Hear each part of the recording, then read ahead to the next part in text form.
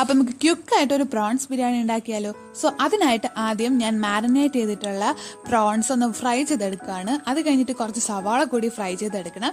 വേറൊരു പാൻ എടുത്ത ശേഷം അല്പം ഗീ യൂസ് ചെയ്തിട്ട് നമ്മൾ മുഴുവൻ മസാലയും നമ്മുടെ ഉള്ളിയും ജസ്റ്റ് ഒന്ന് വഴറ്റിയെടുക്കുകയാണ്. അത് കഴിഞ്ഞ ശേഷം കുറച്ച് പച്ചമുളകും നമ്മുടെ പുതിന ഇലയും മല്ലി ഇലയും കൂടെ ഒന്ന് അരച്ചിട്ട് അതും കൂടെ ചേർക്കുകയാണ്. കുറച്ച് സവാള കൂടി ചേർത്തിട്ട് ഒന്ന് അടച്ചു വെച്ച് വേവിക്കാം. അത് കഴിഞ്ഞ ശേഷം നമുക്ക് നമ്മുടെ യൂസ് ചെയ്യുന്ന എല്ലാ മസാലയും മഞ്ഞൾപ്പൊടി, മുളക് പൊടി, മല്ലിപ്പൊടി, മസാല ഇതെല്ലാം ആഡ് ചെയ്ത ശേഷം നമ്മൾ ഫ്രൈ ചെയ്ത് വെച്ച പ്രോൺസും കൂടി ഇതിൽ ആഡ് ചെയ്ത് ഒന്ന് തിളപ്പിക്കാൻ വയ്ക്കുക.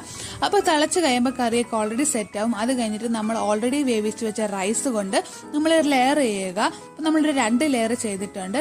എന്നിട്ട് നമ്മൾ ഏറ്റവും ടോപ്പിലായിട്ട് നമ്മൾ ഓൾറെഡി ഫ്രൈ ചെയ്ത് വെച്ചിട്ടുള്ള ഓണിയനും അതുപോലെ തന്നെ പുതിന ഇലയും കൂടെ ആഡ് ചെയ്തിട്ട് വീണ്ടും ഒരു 10 മിനിറ്റ്സ് ലോ ഫ്ലെയിമിൽ ദം വയ്ക്കുക.